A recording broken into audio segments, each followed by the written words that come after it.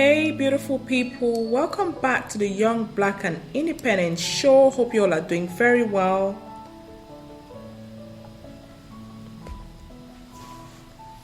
Hey, beautiful people, welcome back to the Young, Black, and Independent show where we discuss a variety of topics to help young black folks live lives that are spiritually fulfilled, lives that are value added, lives that are less materialistic, and lives that are financially independent. I am your host, Sil, and this evening I want us to discuss with a very amazing person. I haven't known him for too long, but I just think that we are like-minded. We mind our business in the same way, and I'd like for you all to meet him. Caleb, can you please introduce yourself to our audience? Thank you very much, Madam Sylvie. I am Bobo Godlove Caleb, a math tutor here in Cameroon in one of the most prestigious secondary schools here in Douala. I'm really glad to come on board with Madam Sylvie, and I've been following her and seeing her work, the changes she wants in Africa, specifically in Cameroon, and I'm seeing that she's actually doing very great. So keep it up, Madam Sylvie. The little you do has a great impact in the lives of the youth. Thank you so much, Caleb. Really, I can't do it on my own, that's for sure. It takes many hands to tie a bundle, they say, and I'm really pleased to have you on board. Like I always say, it takes one brick at a time to build a mansion. If we start now, it may be insignificant in the entire mess that's going on in Africa, but at least there's a glimpse of hope in the message that we are preaching, in the very core of the vision and mission of this project, which I hold very dear, towards the emancipation of African youth. I'm really on about young black Africans. Some may call me racist, but I can't really talk to the issues of another race because I'm black. I'm black. And I take no offense being called a black girl, because I love my color and I identify with my color. And I'm so glad that you're black like me. And we can talk freely about being black. We are together. We are together. Thank you so much for coming on, Caleb. So the reason why I felt, I needed to bring you on rather urgently was because of something I saw on your status. On your status, you said something about a green Africa, and you were asking what sort of Africa we want. You were asking people how do they want to map out Africa? How do they want to contribute towards Mama Africa? Right now, when I look at Africa, I bleed. My heart bleeds. Mostly Francophone Africa, to be honest. Let's just call a spade a spade. Anglophone Africa is doing really well. If you look at countries like Rwanda, if you look at countries like Ethiopia, these are emerging economies. I mean, when I just recently completed my MBA, that's all they talked about. They talked about Ethiopia, and I wrote a paper on Ethiopia actually, and we hear about Rwanda. But there's a problem with Francophone Africa, specifically Cameroon, where you and I come from originally. What do you think the problem is?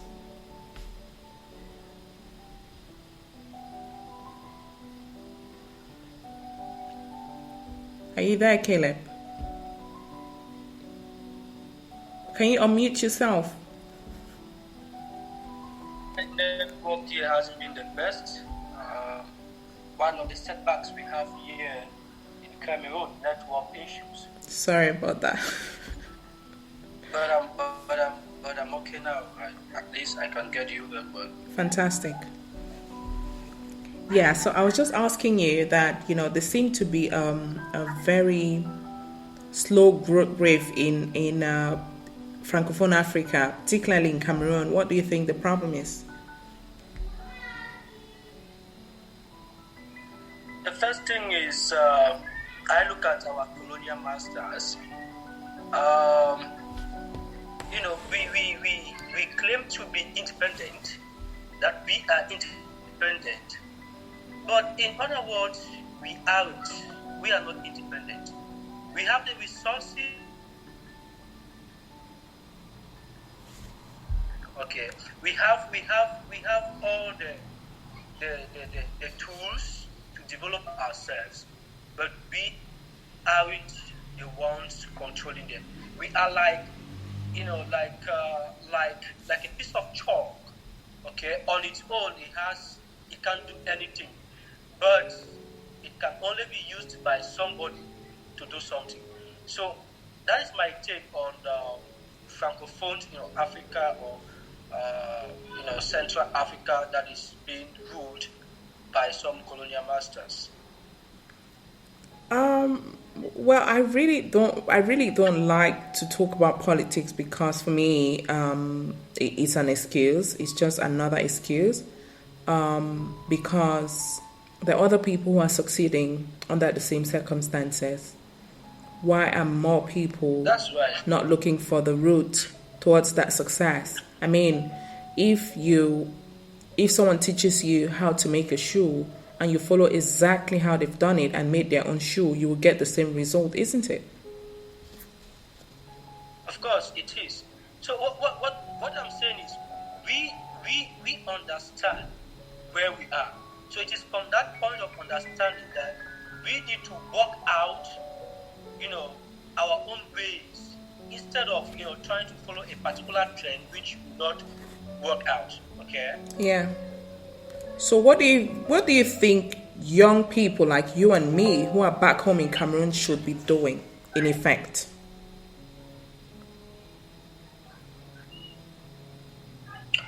Well, in effect, there is. I believe that each and every one of us has some gifts, some talent. So, in effect, we can use what we have, to make out something, instead of depending on some high authorities, or depending on some factors which may never come to our aid. With the little we have, in fact, there is everything that we want to do is just around us. So we just need to look at what is it that we want to do and then get into it.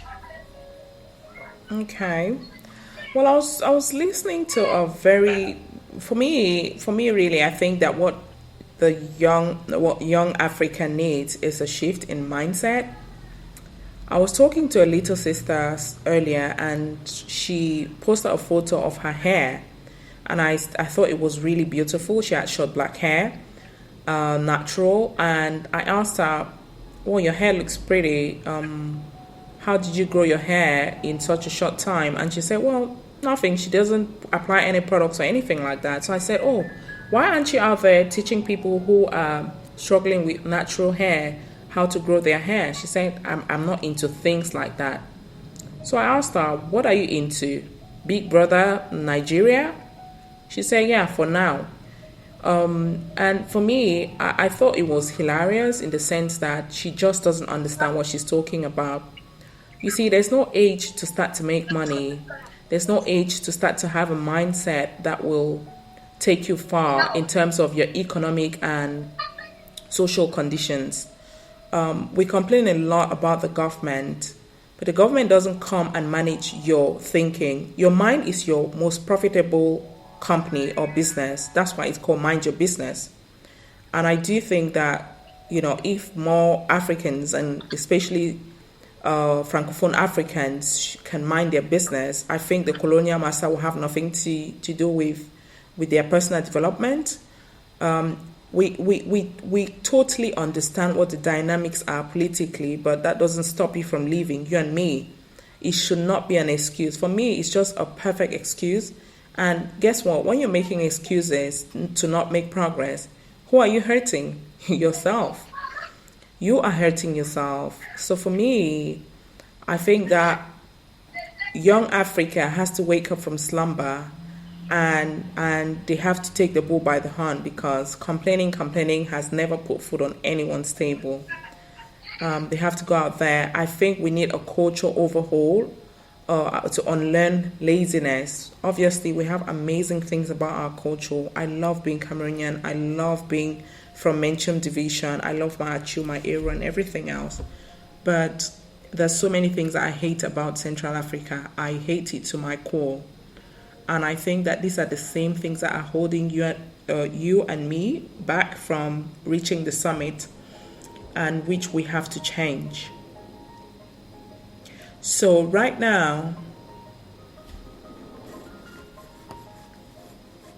hey Caleb, are you there? Seem to have lost you. Welcome back, Caleb. Sorry, we lost you. It's really a pity, You But see? I was on track. I was on track about the mindset. That is a key point. That is making us to retard behind. Instead of moving forward, we are retarding. Because like I earlier mentioned about the powers and the influence of the colonial masters. Meet any Cameroonian now and ask an average Cameroonian, what do you think about this nation, Cameroon? What do you think about this nation, Cameroon? Do you think it is a great country? They'll start telling you about some of the politics and stuff like that. So when we started this program, that's the reason why the first question you asked, I had to answer it in that form, because an average Cameroonian is going to look at it in that form. But now that mindset has to change. Absolutely. Because if it doesn't change, we are going to remain like that. Caleb, until you do something different, nothing is gonna change. That's the truth. Exactly. Nothing. So it starts with transforming our mind, Right. removing our mind from that adaptive nature. The old mindset that we used to have. Right. Because if we don't remove our minds from that, nothing is going to work out. Absolutely. So, obviously, you're a teacher. How do you think that this change can be effected through your students? How do you think that this change, let me rephrase the question. How can the school system, which I think is a terrible system, how can you and me impact the life of these young Cameroonians who are obviously in the dark? How can we use a program like the Young and Independent program to change their mindset and change their lives, and obviously change the country and change the continent? Well, it starts from the classroom. It starts from the classroom, and the sensitization in the classroom. Because I don't only teach them math. I tell them real facts.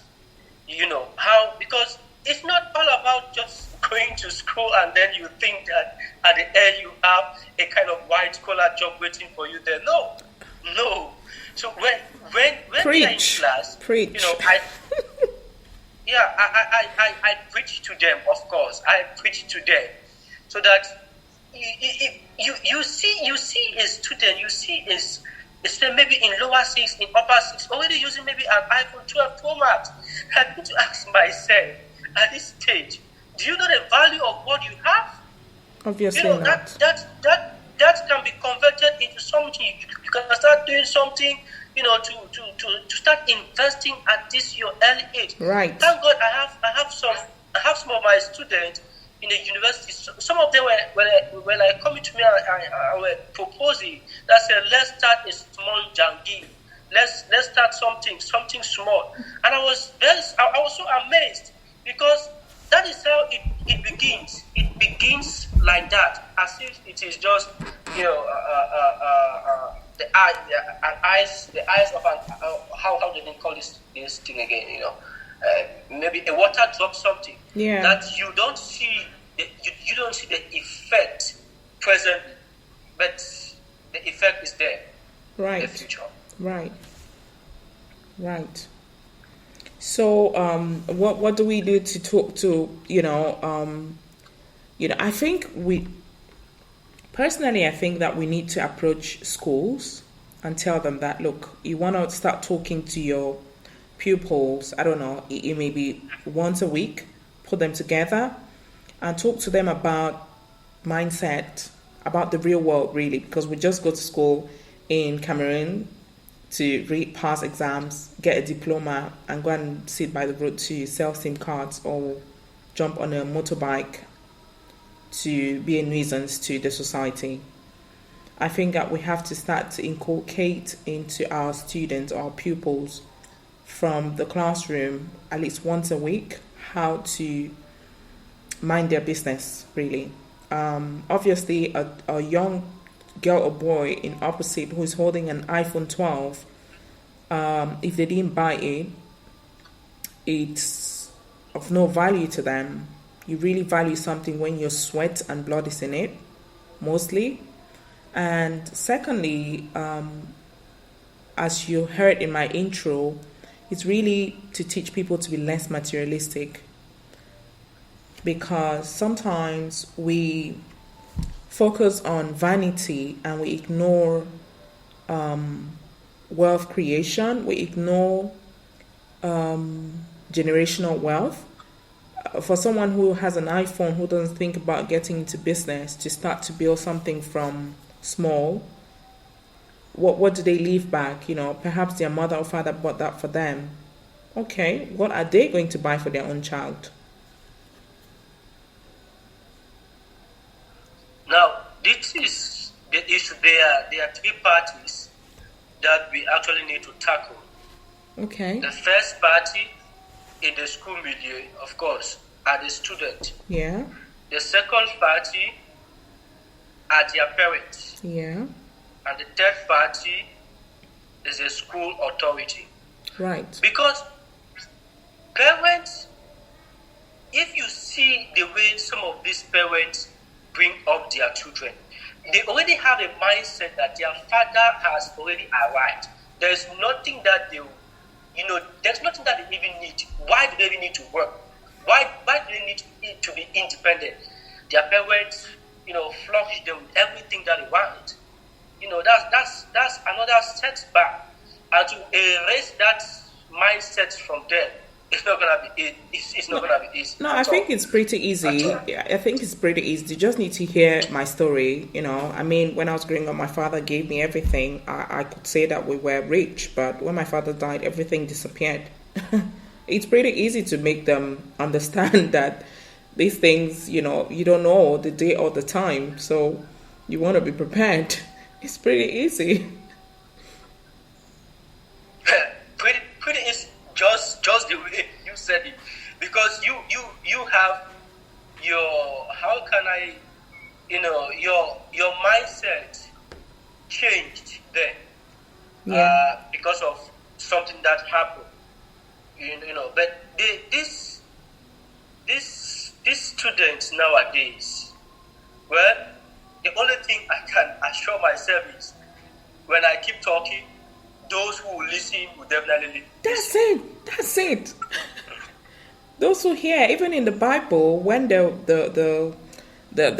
was a wheat situation, some fell on the rock, some fell into fertile ground, and all that. The ones that fall into fertile ground, fantastic, good for them. But the ones that fall on the rock, sorry, you can't hold yourself back because you feel like it's hard. No, just go ahead and preach. And then those who can be blessed by the message, fantastic. You've done something, amazing if you can change just one person's life. But I think that as a teacher, perhaps you can start having this conversation with your colleagues from the staff room, and you guys can, come together and talk to the administration and see how you guys can talk to the kids once a week or at least once a month. I don't know. But once a week will be better because then the message is fresh and there's some consistency as well in just hammering the message and driving it home. But I think that it has to start from you, the teachers. You have to also have the mindset because not all your colleagues are like you, but you who has seen the light, you who knows, perhaps it's your calling to start to spread the word and to just try to effect change in your own little way. Talk to the children, talk to your colleagues. You guys talk to the children. I don't. For me, I think that we all really need to understand what's at stake. We're talking about generations upon generations that will be in the dark.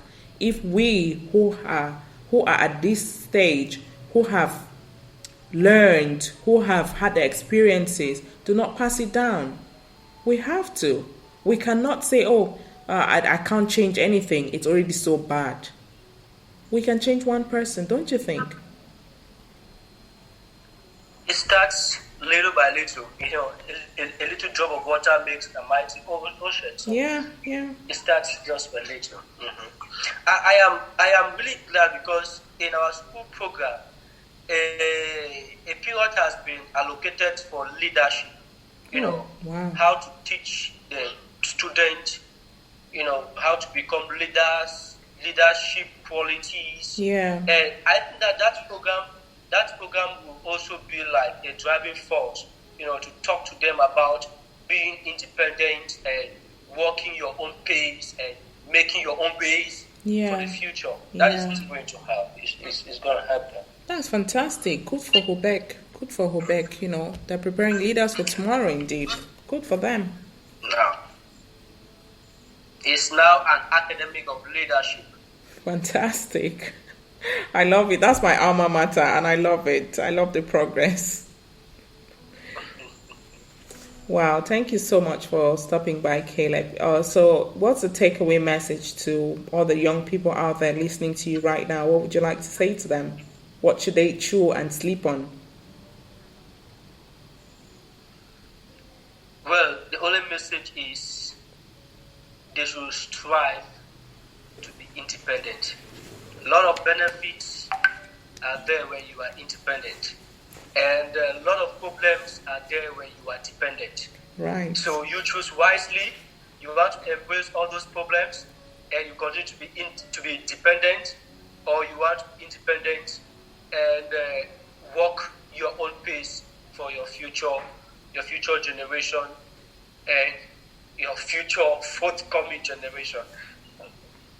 Wow. Amazing.